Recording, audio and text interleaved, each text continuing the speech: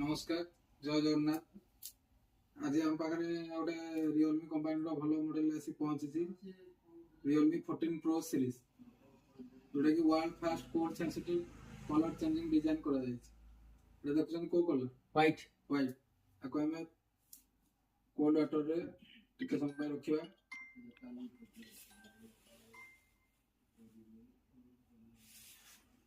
एबेडा को कलर है blue blue टिके आ ठंडा पानी रे आ ठंडा माने कलर बाहरिबो।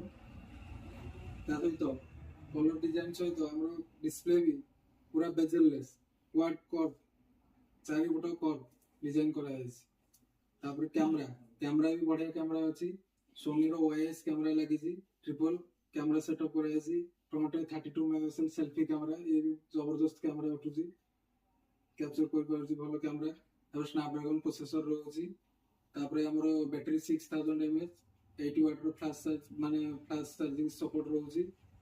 भलो करछि पूरा। आसंतु देखंतु हम पाखरे एवं परचेज करंतु भलो प्राइस रे भी एटा हमरो उपलब्ध रहइबो।